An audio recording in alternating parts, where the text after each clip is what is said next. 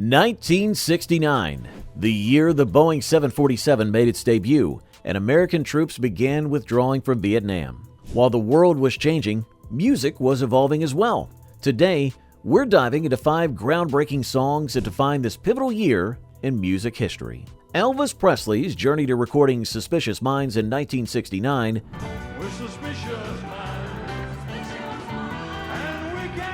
represented his desperate attempt to reclaim relevance in a music scene that had dramatically shifted since his 1950s heyday. After years of churning out mediocre movie soundtracks under the iron grip of his manager, Colonel Tom Parker, Presley was practically a has-been by 1968. Many don't realize how close Elvis came to complete irrelevance until his '68 comeback special aired on NBC, which barely happened after Parker tried to sabotage it by insisting on a Christmas show format that would have killed Elvis's career for good. Following this narrow escape from career death, Presley headed to American Sound Studio in Memphis, breaking free from RCA Studios for the first time in years. There, working with producer Chip Moman, he recorded some of his most soulful material, including Suspicious Minds, which became his final #1 hit on the Billboard Hot 100. Presley fought hard for this comeback, but the victory was short-lived. By the mid-1970s, he had descended into prescription drug abuse, bizarre behavior,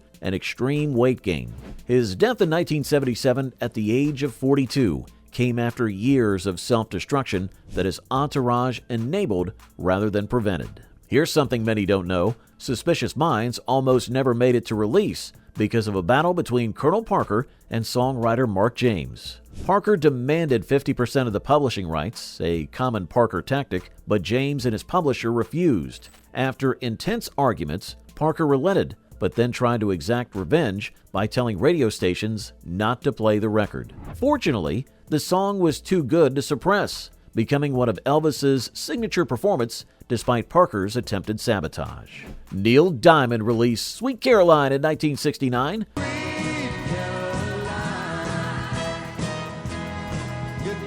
But the story behind this iconic hit contains contradictions that Diamond himself has perpetuated. For years, Diamond claimed the song was inspired by a magazine photo of young Caroline Kennedy, the daughter of JFK, which seems innocent enough. However, the timeline doesn't add up, as Caroline was just a child when the song was written. In 2007, Diamond changed his story, claiming he'd written the song about his then-wife Marcia, but needed a 3-syllable name for the chorus. Then in 2014, he reverted to the Caroline Kennedy inspiration, performing the song at her 50th birthday celebration. This constantly shifting origin story has led many to question Diamond's credibility. Diamond's career took an unexpected turn when he was diagnosed with Parkinson's disease in 2018, forcing him to retire from touring. The diagnosis came after 5 decades of performing, with Diamond having sold more than 100 million records worldwide. Despite his retirement from the road, Diamond has continued to write music and made rare appearances, such as a surprise performance of Sweet Caroline at Boston's Fenway Park in 2022. Throughout his career, Diamond maintained a complicated relationship with critics, who often dismissed him as overly sentimental, while fans remained fiercely loyal, creating a significant divide between critical reception and commercial success. The enduring popularity of Sweet Caroline in sports arenas worldwide happened entirely by accident. In 1997, Amy Toby, who played music at Boston's Fenway Park, started playing the song because someone she knew had just had a baby named Caroline. She noticed the crowd's enthusiastic response and kept playing it, but only when the Red Sox were ahead. Eventually, the song became a stadium tradition played during the 8th inning of every home game, spreading to other venues globally. Diamond himself was unaware of this phenomenon for years, eventually embracing it and performing at Fenway after the 2013 Boston Marathon bombing. Hey friends, we're just getting started with these musical treasures from 1969. If you're enjoying this trip down memory lane, take a moment to hit that like button and subscribe to our channel. We'd love to hear your memories of these songs in the comments section below. Were you at any of the concerts when these tracks were new? Did you have a special someone you shared these songs with? Share your stories. And don't forget to send this video to friends who appreciate real music from a golden era. The Beatles recorded Here Comes the Sun. Here comes the sun. Here comes the sun. during a period of intense internal conflict that the band carefully concealed from the public. George Harrison wrote the song in 1969 while skipping a scheduled Apple Corps business meeting, instead choosing to spend the day in Eric Clapton's garden. What most fans didn't realize was that Harrison had reached his breaking point with the band, feeling constantly overshadowed by Lennon and McCartney despite his growing talent as a songwriter. The recording sessions for the Abbey Road album were plagued by arguments, with Lennon, recovering from a car accident, openly dismissive of Harrison's contributions. The sunny disposition of the track directly contrasted with the deteriorating relationships within the world's biggest band. After the Beatles' breakup in 1970, Harrison experienced both tremendous success and personal struggles. His triple album, All Things Must Pass from 1970, demonstrated how much of his talent had been suppressed within the Beatles. While the concert for Bangladesh in 1971 showed his humanitarian concerns, Harrison's solo career provided inconsistent through the 1970s and 80s. His membership in the traveling Wilburys supergroup in the late 1980s brought a creative resurgence. Diagnosed with throat cancer in 1997 and then lung cancer that metastasized to his brain, Harrison died in 2001 at the age of 58. What many don't know is that Harrison suffered a previous near-fatal incident in 1999 when a deranged man broke into his home and stabbed him multiple times. Here Comes the Sun has an unexpected technical distinction. It was almost excluded from the 1977 Voyager Golden Record, a collection of sounds and images sent into space to represent humanity to potential extraterrestrial civilizations. Though the selection committee wanted to include it, EMI Records, the Beatles label, refused to release the rights. The song has since become one of the most beloved Beatles tracks, despite never being released as a single and receiving relatively little promotion compared to the band's other hits. In a final irony, the song written by the Quiet Beatle has outlived 3 Beatles label executives who rejected Harrison's songwriting talents, becoming one of the most streamed Beatles songs in the digital era. Lay Lady Lay marked a radical departure for Bob Dylan in 1969.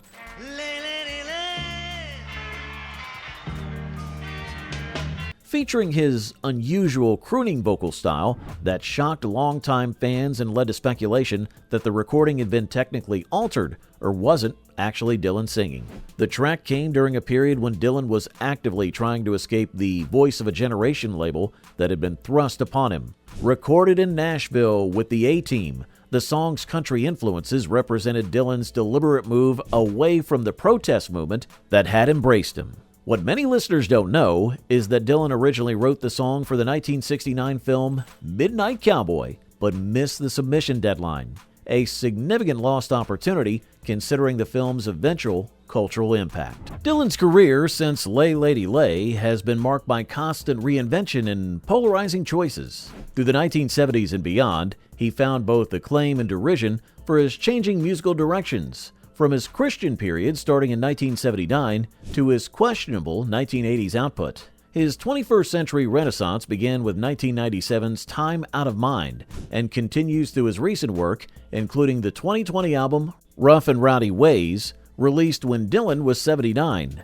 Perhaps most controversially, Dylan sold his entire songwriting catalog to Universal Music in 2020 for an estimated $300 to $400 million, a move that some fans viewed as a betrayal of his counterculture ethos. Despite rarely giving interviews, Dylan continues to tour extensively on what has been called the Never-Ending Tour, having played over 3,000 shows since 1988. The recording of Lay Lady Lay featured a peculiar percussion instrument that created the distinctive bongo-like sound, a cowbell played with timpani mallets. This unusual choice contributed to the song's unique sonic character. Dylan's vocal performance was reportedly enhanced by his decision to quit smoking temporarily, allowing him to hit notes previously outside his range. During this period, Dylan was experimenting extensively with his image, voice, and musical style, frustrating Columbia Records executives who feared alienating his established audience. The gamble paid off when Lay Lady Lay reached number 7 on the Billboard Hot 100, becoming one of Dylan's highest charting singles and attracting a new audience who had previously found his voice inaccessible. Stevie Wonder's journey to recording My Cherie Amour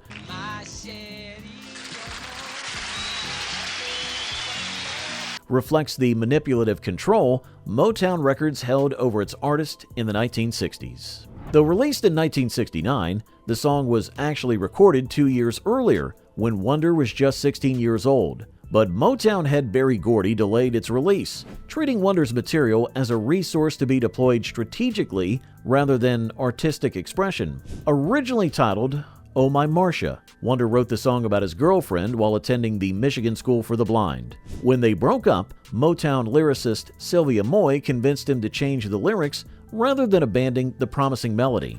This pattern of studio control would eventually lead to Wonder's battle for artistic independence in the early 1970s. After years of being treated as little more than a child prodigy novelty act, Wonder fought for and won unprecedented creative control with his 1972 contract negotiation, leading to his most acclaimed work. Albums like Talking Book, Inner Visions, and Songs in the Key of Life established him as one of music's most innovative artists. Now in his 70s, Wonder has slowed his recording output significantly since the 1990s, though he continues to perform and speak out on social issues. In 2019, he revealed he had undergone a kidney transplant, addressing rumors about his health. Despite his diminished commercial presence, Wonder's influence remains enormous across multiple genres, with countless artists citing him as a primary influence. The lush orchestration of My Cherie Amour came about through a remarkable collaboration considering Wonder's blindness. Unable to write traditional musical notation,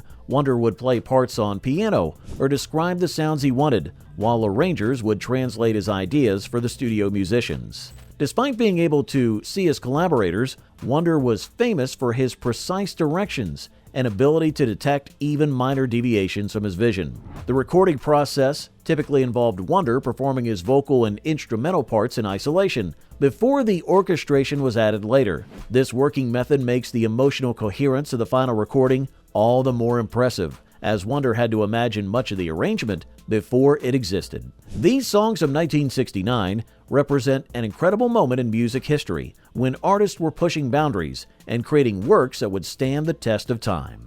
From Elvis's comeback to Wonder's fight for creative control, these weren't just songs, they were statements. If you've enjoyed this musical journey, please subscribe to our channel for more explorations of the music that shaped our lives.